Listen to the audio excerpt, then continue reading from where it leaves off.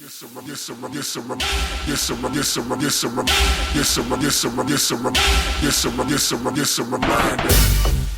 guys, and welcome back to my channel. It's me, Kemara, and I'm back with another video. And in today's video, just take a guess what we're going to be doing. We are going to be reviewing another celebrity brand, and today is kind of the remix. We are reviewing a celebrity book. And the celebrity book that we are going to be reviewing is, drum roll please, Harriet Tubman, live in concert by Bob the Drag Queen.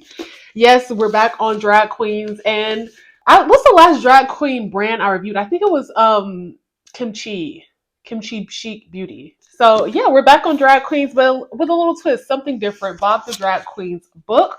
So first and foremost, who is Bob the Drag Queen?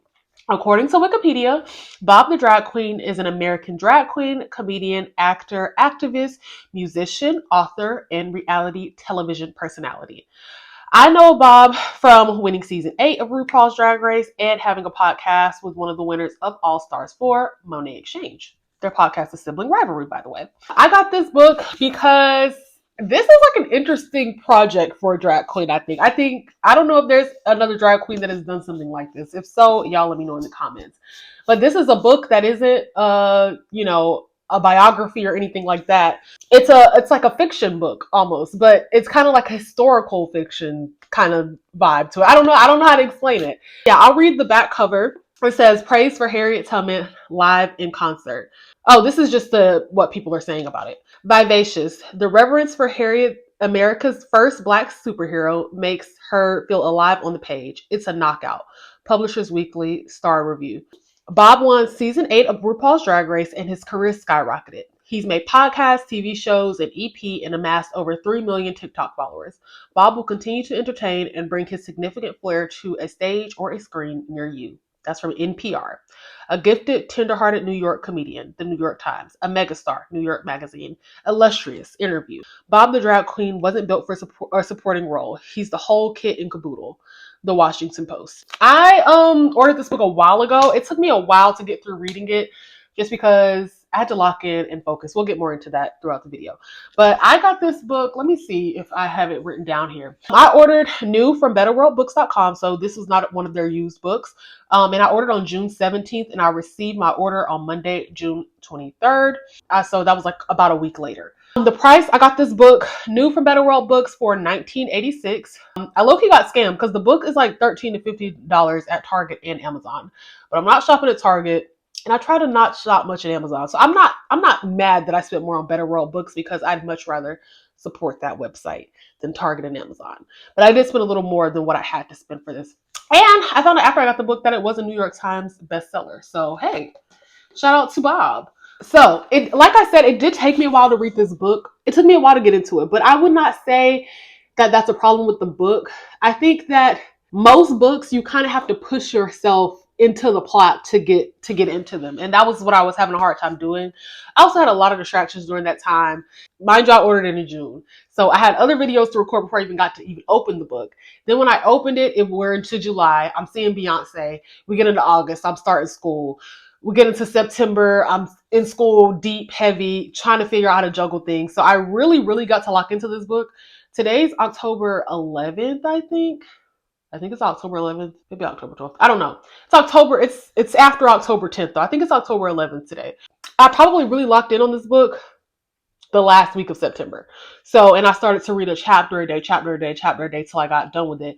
And I actually got super interested in it once I got to that point. So first, let me go ahead and introduce the characters. I'm going to try not to spoil the book, but I'm going to give you some of the characters and like the gist of the plot. The characters are Harriet Tubman, of course, and in this book, it's set in kind of modern times, but she's been resurrected. So this is still Harriet Tubman from slavery, but she has been resurrected into modern times. Darnell, that's the main character besides Harriet Tubman. The narrator, this I got from the Google AI overview. Hip hop producer whose career stalled after he was publicly outed as gay. Dr. Slim, that's the rapper who outed Darnell as gay. Moses is Harriet's baby brother. Buck is member of Harriet's group and a former slave. Odessa is a former house slave. And DJ Quakes is a Quaker. He's white and he is a stoner. that part I added myself. Let me read this little thing in the front. So it says, from RuPaul's Drag Race winner and host of HBO's We're Here comes an inventive, wondrous novel about American hero Harriet Tubman that remixes history into a fresh, dynamic story about love, freedom, salvation, and hip hop. In an age of miracles, where our greatest heroes from history have magically, unexplainably returned to shake us out of our confusion and complacency, Harriet Tubman is back, and she has a lot to say. Harriet and four of the enslaved persons she led to freedom want to tell their story in a unique way. Harriet wants to create a hip hop album and a live show about her life, and she needs a songwriter to help her. She calls upon Darnell, a once successful hip hop producer who was topping the charts. Darnell has no idea what to expect when he steps into the studio with Harriet, only that they have a few days to write a legendary album she can take on the road. Over the course of their time together, they not only create music that will take the country by storm, but confront the horrors of both their past and learn to find a better future. Or learn to find a way to a better future. Original, evocative, or is it evocative? Is it evocative or evocative? Because I'm thinking evoke, but it might be evocative. I don't know. And historic, Harriet Tubman live in concert is a landmark achievement that will burrow deep into our hearts and ears. I like and ears because, well, we'll get there. So the setting, I believe the book is supposed to take place in New York. It's starting, like I said, the narrator is Darnell, and Darnell is a music producer who saw a lot of success early in his career. The career ended up kind of falling off because he was outed, which I won't get too much into that story, but that's the story within the story. And to me, that was a super interesting part of the story. I think this book does a really good job with like representation. Obviously, I am not a gay black man, so I don't know like a lot of the obviously don't know the things that gay black men go through, but I feel like this may be a book that like gay black men will be able to relate to. But it also has a funny twist because in the book, Bob gives Harriet like this personality, and I think we know who Harriet Tubman is. We should know, depending on when you went to school, because the new kids, I don't know if they learned anything about anything Black history, but we should know who Harriet Tubman is. But I think we know so little, and this book kind of like illuminates who she might have been as a person because we're getting like dialogue. I don't think I've ever heard Harriet Tubman talk. Like, I don't even think there's videos of that because I don't even think video existed back then. So it's kind of giving her like a unique voice, we're getting to understand how she is in dialogue, and at the same time, it's very informative. If y'all remember, a couple of months back, there were idiots on TikTok, and yeah, I do mean idiots. I'll say it again just to make sure you hear me. Idiots on TikTok who were claiming that Harriet Tubman was not a real person. In the midst of everything that we have going on in the world right now, this was the hill that some people a couple months on TikTok wanted to die on, that Harriet Tubman was not a real person. And so that's when I kind of realized why Bob wrote this book about Harriet Tubman. And he was like, he's really into, I hope Bob, you just see him. Bob is like really into Harriet Tubman. Like that's just kind of like his niche historical interest. And I feel like everybody has one. I feel like everybody has like a niche historical area of interest. So Bob just knows a lot about Harriet Tubman. And you can tell in this book, you can tell this book was written by someone that really admires Harriet Tubman. But don't get me wrong, it's not like history at all. It's not like reading a textbook. It's just little facts about her kind of thrown throughout the book. And I really like the unique voice that's given to Harriet Tubman. It's also interesting to imagine that Harriet Tubman would want to come back and make a rap album of all genres to dive into. Harriet Tubman wants to come back and be a rapper. I definitely could see this book, just on a side note. That's why I thought it was funny when it said, what did they say at the beginning? It will burrow deep into our hearts and ears, because I would really love to see this be made into like a onstage production or something maybe a little Hamilton-esque, because there's actual songs written in the back of the book for Harriet and the Freemans. Once all is said and done, the plot in the book is that they actually write a song. There's actually 2 songs in here. I'm trying to find it. There's actually like song lyrics back here. So I'm going to read a couple of those. I'm going to read this first line. I'm going to have to bleep some stuff because there are curse words. Harriet Tubman don't play. The song is called Queen of the Underground, and it goes like this. Wanted a chance to write some good music. I mean, some hood music. I'm talking about I wish a motherfucker would music. Liberate my people through the swamps and the woods music. Never would have made it if I didn't know I could music. No book smart, so there was very little education, but I made it with a little bit of divination. Got a call to liberate a generation, so let me slow down if you don't see the correlation. To free my people became my obligation. No job, no skills, because this is my occupation. You got to use what you got so you can overcome my situation. Okay, ladies, now let's get in formation. Those are actual lyrics that are allegedly sung by Harriet Tubman in this book. So I think this book is a perfect mix of like humor and seriousness. And I overall really enjoyed it. So now let's get into some spoilers. Like, I feel like I'm gonna just get into the spoilers. I feel like I gave y'all enough to work off of. If you're gonna buy the book, go buy it. I will say, I think this will be a good book for like young adults to read. Like, there are some kind of like adult themes, but I wouldn't say there's anything too raunchy or nasty in it. I'll put it like this. When I was in high school, I read this book called Dime. I forgot who it's by, but it has like a red cover.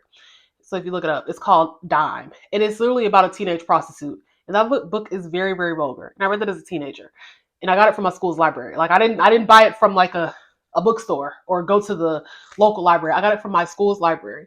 So I think this could definitely be on a school library shelf. Like, it's not too vulgar. It has some like kind of adult themes, but not anything crazy. I will say that, like, if your kid wants to read it and they're like above the age of 15, I think allow them to read it, because it's nothing that they probably have not heard or heard of before.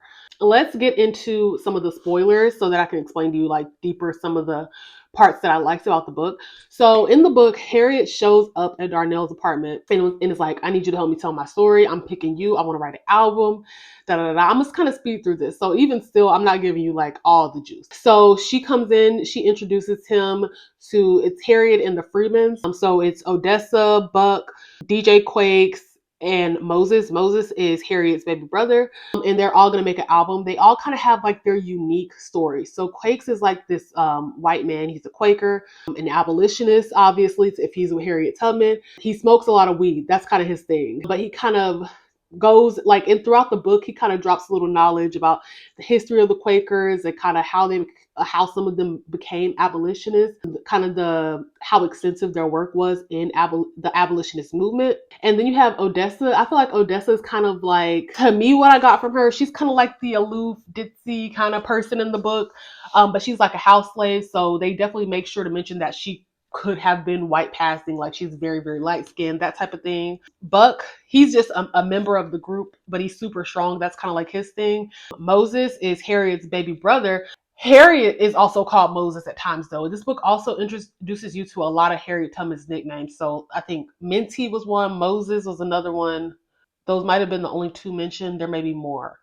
But yeah, so they kind of all switched between those names. So a lot of the book was like Darnell asking about how Harriet did what she did. And a lot of like the voice that they kind of gave Harriet Tubman was like, she would say stuff like, the Lord help me, like LAWD would be like the words used. Talked about how Harriet Tubman used to have like almost like a kind of narcolepsy type of thing, but it was brought on by a head injury, which is a true story that happened. She was hit in the head with something for, I think, either trying to help a fugitive or something like that. And she now, like throughout her life, she would just fall asleep. So imagine like trying to lead people to freedom and you just fall asleep randomly. But she would do that. So at one point in the book, they're working on the album, and Darnell is kind of confronting a lot of things at this time. He's kind of confronting his problems with religion, because Harriet Tubman was like a super religious person. Darnell was not. So he's kind of confronting his feelings about religion while also trying to respect Harriet. It's very clear that Darnell has a lot of respect for Harriet. And then at one point they go down to, I think like a plantation that Harriet was enslaved on. The Brodus Farm was the name. They go down there, and that's when Darnell kind of like has like a breakthrough, I guess, and confronts like his big secret on the inside, which is only a secret to him, right? And his secret is that he's gay. And everybody's like, duh, we already knew that. The book flashes back into him being outed by Dr. Slim, which is a rapper he was working with at the height of his career. And Dr. Slim is gay. And Dr. Slim and Darnell were supposed to come out together on a like a TV hip hop show. It kind of gave, what is that one that people freestyle on? Is it Sway? The show that people freestyle on, it definitely was supposed to be something like that. Slim just ends up outing Darnell, and then Darnell's career kind of goes into nothingness, and then Slim moves on with his life. So it goes into that backstory of him being outed and how that hurt him. Harriet makes him go through the whole process of unpacking that, and she literally like forcefully makes him like pulls a gun on him because apparently that's what she used to do to slaves when they would try to turn back on the Underground Railroad. She's like, you're gonna die or you're gonna keep going, but going back is not an option. It goes through that whole story, and he kind of has his breakthrough on this trip, comes back and finishes the album. Dr. Slim is actually the owner of the record label that they're making the album on, that Harriet Tubman is signed to. This sounds crazy saying it, but it's a pretty interesting book. Dr. Slim is pretty much the owner of the record label that Harriet Tubman is signed to, so he's kind of involved with it too. One thing I do wish is that they would have kind of, I feel like introducing the storyline with Dr. Slim, it kind of felt unfinished. Like, they really never had like a heartfelt conversation about why it was wrong for him to out him and stuff like that. Like, they kind of talked about it, but Slim was just asking Darnell to come on another TV show and say that he basically forgave him for that, even though Darnell didn't. I wish they would have just unpacked that a little bit more. But anyways, after all is said and done, they end up having the show. Darnell's like, oh, I got plans for our next album. You know, we're going to do disco, this, that, that. And Harriet Tubman's like, listen, I got to leave you. Like, I was only supposed to help you break free from the things that's holding you back, but I got to leave you. And, you know, good luck, basically. So that was the whole thing. Harriet was still leading somebody to freedom, basically. Leading him to freedom about his sexuality and everything that had happened, just as she would have for slaves going to freedom, you know, during slavery. So yeah, it was super. That's kind of like the overview spoiler version. So spoiler over now. That's kind of like the overview of the book, but I definitely left a lot of major things out. So I definitely think you can read it. It's a quick, or you should read it. It's a really quick read. Like, this is a regular page. I'll make sure this wasn't a page with song lyrics, but like, you know, decently sized text. It's only, I think it's like 15 to 17 chapters, 200 something pages. So it's a quick read. I mean, I definitely recommend checking it out, putting it in your little library. I'm trying to create a little library and I want a diverse set of books. It was pretty interesting to me. Perfect blend of like, I learned a little something about Harriet Tubman, but it was also like an interesting fiction book. Things that never happened and never will happen. Hopefully Harriet Tubman don't come knocking on my door. If I had to recommend this book to anybody, I would recommend it to young adults, young black adults, young black gay adults, just because I do think it has some of our history in it, and it never hurts to be aware. We should be aware. We should actually be going out of our way to be more aware in these days and times. I think it was a cute little book. It got interesting once I committed to reading it. I do want to say that. Like, it was hard for me to get into it, but I think if you just commit to reading it, then it gets more interesting. And I also think commit to reading. Like, I'm sorry, I get for some people reading is a hobby, but reading low key has to be a necessity. Like, you don't want to be those people that are like functionally illiterate. Like, you don't really, you can read something, but you don't really understand it. Like, you want to be able to read, and also you don't want to be embarrassed when somebody asks you to read something. Like, so you want to be able to read. I think this is a cute little read. It's not too difficult. Like, if I had to guess the reading level of this book, I would probably say it's probably like a 10th grade reading level, maybe ninth. Like, you know, like it's not a hard read. It's not a long read at all. But yeah, support a black drag queen making a book about black people. I think that's pretty much all I have to say about it. Definitely leave any questions you have for me in the comments. I'll leave a link to everything in the comments, leave a link to Bob and Bob's socials, and give me some other celebrity books that y'all want me to read. So not just celebrity brands, celebrity books in particular. I have a couple in mind, but give me some that you want me to read, some memoirs, so on and so forth. But I really like this one. I like that this wasn't a memoir. Like, sometimes you don't want to read about somebody's life. I mean, I would like to read about Bob's life, but in this case, I thought this was a cute way to write a book that's not a memoir. I really hope you guys enjoyed this video. Please make sure to like, comment, and subscribe. Please tell your friends to subscribe, and I will definitely see you guys in the next video. Bye.